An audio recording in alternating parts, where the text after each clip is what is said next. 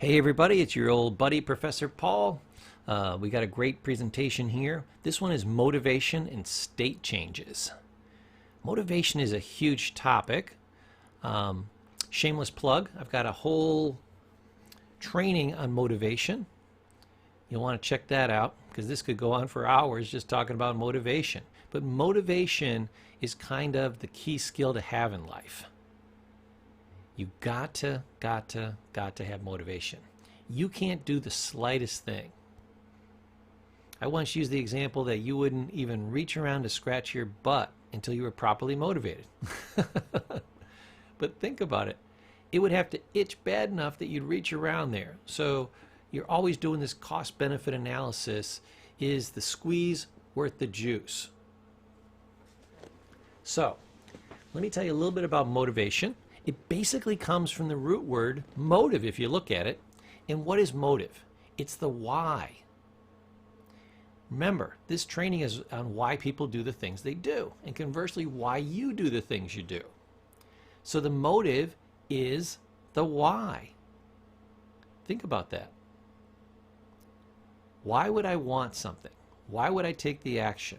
Is it worth taking the action? That's what motivation is.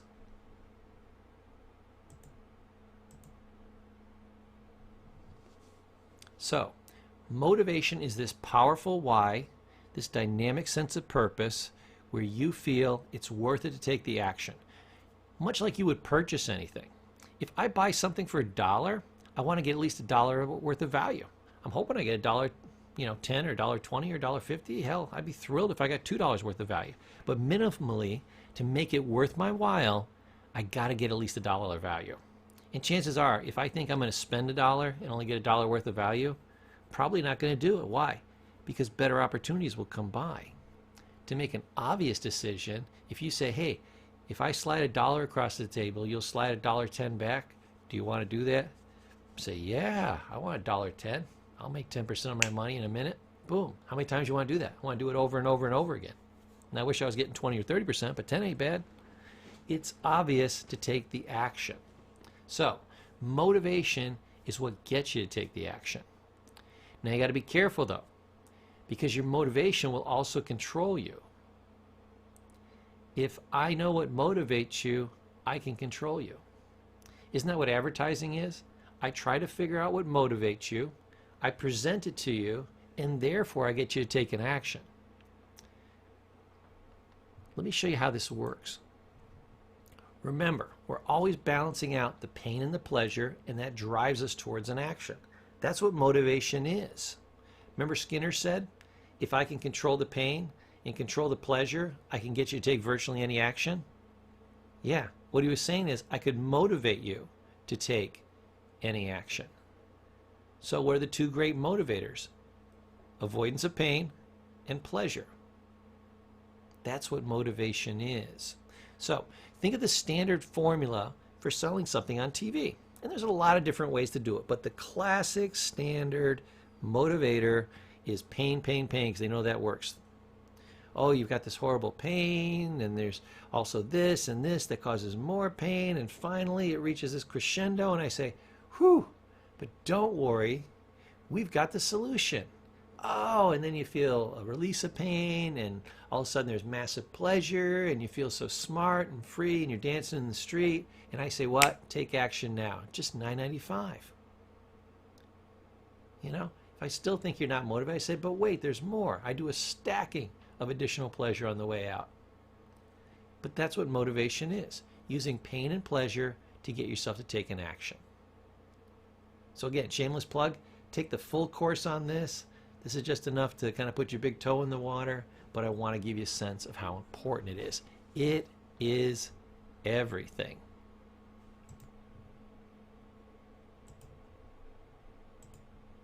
So, let's look at one of your primary motivators. One of our most powerful human drives is to change our emotional state. We don't like to stay the same. Anthony Robbins had a great piece on that, and basically he talks about what I want to tell you. That say you're totally relaxed. What a great feeling. Until you feel it for too long. If you're relaxed for a long time, What's your next emotional state? That's right. It's boredom. So now what do you want? Oh, I want a bunch of excitement. I want to do the skydiving. I want to go on roller coasters. I want to watch an action movie, see the superheroes, whatever. Boom.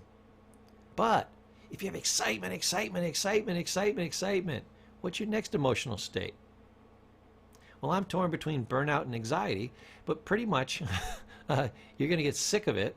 We get sick of every emotional state. That's the concept I wanted to give you. We get sick of every emotional state when we're in it too long. And then we tend to want what? Something different, and it almost always tends to be the opposite. So after a bunch of excitement, maybe you're on vacation, you did a lot of fun things, you had a lot of excitement, and you're all tired out. What do you want to do at the end of the day? You want to switch states, and you want to relax. Then you relax, and finally say, this is so good. And then you get bored, and you want more excitement, or you want something in the middle. We're always trying to change our emotional states. Why do you go to a movie? Because it'll change your emotional state. Why do you take a drink or a drug? Because it'll change your emotional state. Why do you get into a relationship?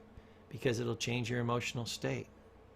Why do you go to the gym? Because you think it'll change your emotional state. Virtually everything, because we live based on pain and pleasure.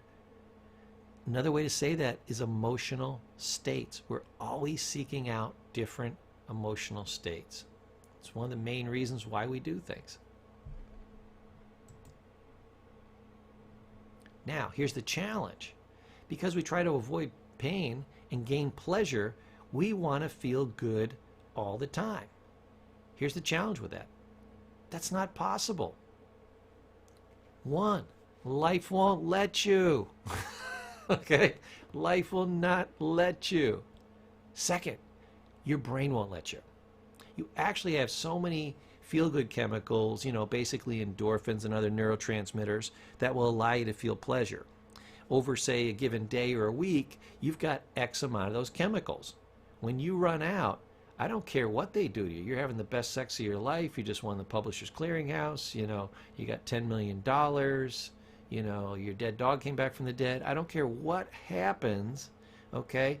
The most wonderful thing in the whole world, you physically, neurologically do not have the chemicals to feel it, okay? Now you can have a lot of fun between here and there. This is actually what causes a challenge for, say, like cocaine users. They take a bunch of cocaine. Does the cocaine make you high? No. The cocaine causes you to release a bunch of neurotransmitters that make you feel fantastic. Here's the challenge. You blow through about 5 or 6 days worth in about 20 minutes. And then aside from taking another hit of cocaine and forcing the system to squeak out the last little bit, you can't feel any better. And each hit is less and less and less pleasure. And then guess what? Because you've used up those neurochemicals, you feel like death, like the deepest, darkest depression you ever had, until those neurochemicals can build back up to make you feel what? Normal. And then you do it again. So that's why I'm against drugs. If they had a drug that made you feel good and there was no consequences, I would be selling it. It always takes more than it gives. So it gives you 5 units of pleasure, but it costs you 6, 7, 8, 9, 10 units of pain. That's the problem. You're mortgaging your future. Yes, you're getting an awful lot of pleasure, but it all comes from somewhere, and you have to pay it back with interest. Okay. Now, the fact that we want to feel good all the time is a leading source of problems. It's what causes anything from like addiction that we talked about to little things like procrastination. Well, I'll do it later. Because why? Because I want to feel good now. And it gets later and later and later. And only when it becomes massively painful and you're under massive pressure does it flip the switch and you say, now it's more pain than pleasure to wait. I got to stop procrastinating. And whew, you put out this massive surge. And hopefully you still get the, the project, the assignment, whatever, done in time. So, wanting to feel good all the time can be a major cause of pain. Say you want to feel absolutely fantastic. Here's a great way to do it. Go out and cheat on your wife. Okay? You'll have great sex. It'll be absolutely fantastic. You'll have a wonderful time. It'll be the best half hour to hour of your life. Wonderful. Now here's what you got to do. You got to go through your wife crying, your children crying, massive divorce, lose half your assets or more and make payments on the rest. Boom. But there's something called the proximity rule. We like the pleasure now. Well, the pleasure now seems larger than the pain later, much like something close to you now looks bigger, the closer it is, than when you look at an object that's farther away. So that's the proximity rule.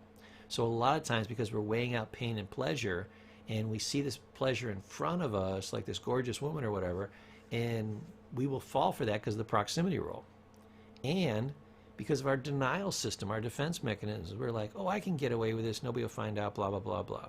I'm here to tell you, you hardly ever get away with anything. You always get caught. You always get caught. It's like trying to get away with the perfect murder. Don't try to get away with anything in life. Be honest and sincere.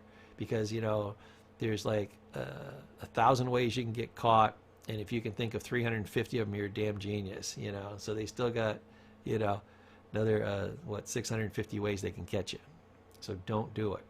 Now, the next thing is the desire to feel good all the time is what causes addictions. I was an addiction counselor for years, man. I can tell you that's the straight up truth. Here's the other thing I'm going to tell you. Addictions, we used to call them the great unifier. You know why? We all want something, watch this, we all want something outside of ourselves to make us feel better. And we all want to feel good all the time. What is an addiction? I take something outside of myself and I use it to make me feel better. Now, for an addict, it's a drink or a drug. But there's a million things that you can use that are outside of you. Not you just sitting there meditating and blissing out in your mind, that we use to make ourselves feel better. And we are horrible. We've never been trained to make ourselves feel better in our own minds. Did anybody ever sit down and do a training on that with you? Did you have like a 6-day training on that? I must have missed that class. No, nobody ever teach you how to feel good alone in a room by yourself, okay? Within your own mind, without using something from the outside. So what do? Oh, like a squirrel trying to get the last nut on earth, we run around trying to find thing after thing after thing to make us feel good all the time. So we buy toys and clothes. We do retail therapy, right? We try to eat because eating will release endorphins. They made that massively pleasurable. That's why people do it. Not because they're hungry. When's the last time you had hunger pains? I haven't had hunger pains since I was like a 12-year-old kid. I was growing faster than I was eating and running around more than I could. I was expending more energy than I was eating. That's rare now. But we love to eat. Oh my God. Everybody on the planet wants to eat as much as they want, as often as they want, as long and as hard as they want. Now, about 5% of us can do that and get away with it, and the other 95% will get big as a house. So it's an addiction. That's why dieting is such a huge thing. Okay? We got to teach you to go against your own instincts, which are to take a substance like food that's outside of yourself and use it to make yourself feel better. So we do this with food, sex, gambling, exercise, TV, money, shopping. I mean, those are just some of the, the biggies. But over and over and over again, we are motivated to make ourselves feel good. And here's the next challenge, which makes it even worse. We are horrible at delaying gratification. There's a little picture of Carrie Fisher in Star Wars. She was a raging addict. She said instant gratification is too slow. I always remember that. I think it's a funny quote. What was funny until Carrie died? How did Carrie die? Did you see her in the last Star Wars movie? If you saw that, she looked old. I mean, she looked like 80, 90 years old. She was only 60. She's not even quite old enough to retire. She was a relatively young woman. Okay? How did she die? She put on some serious road miles. She was drinking and drugging and hoeing around and smoking cigarettes and everything you could ever do to cause rapid aging, eating crap all the time. That's why I say she looked like she put on some serious city miles. Even with all the makeup and lighting and after effects and, surgeries and everything else, damn, she looked old. She's like about 6 years older than me, but she looked like she was 20 or 30 years older than me. So we are horrible at delaying gratification. So here we've got this phenomenon where we want to feel good all the time. We use things outside of ourselves. That's why they call addiction the great unifier. We're all addicted to something. It might be sex, gambling, chocolate, retail therapy, buying toys, whatever it is. We've talked about all these things. And we all stink at delaying gratification. So say your addiction is food. Then you eat too damn much. Why? Because you can't delay gratification. You shop too much. And you keep doing it over and over again. You're like, oh, I should stop. I'm so much smarter than this. But you're going to do it again tomorrow. Because you're terrible at delaying gratification. We have to learn the skills of how to do this and how to move past it. So, how do you get really good at something? Let me ask you that question. Practice. Yeah. To get good at delaying gratification, you have to practice delaying gratification. So, eat later in the day if food is your thing. Shop fewer times a week. Have sex less times a week. Gamble less times a week. Wait. And not only delaying gratification, but moderation. We're going to use all our Asians here. Gratification, moderation, okay? Eat a little less. Gamble a little less. Spend a little less. Then practice at that level. That'll reset your brain to that level. Then go a little farther, little farther, little farther. You can do that with gratification. You can do that with moderation. But we have to what? That's right, we have to practice. Get out there, practice, and I'll see you in the next section.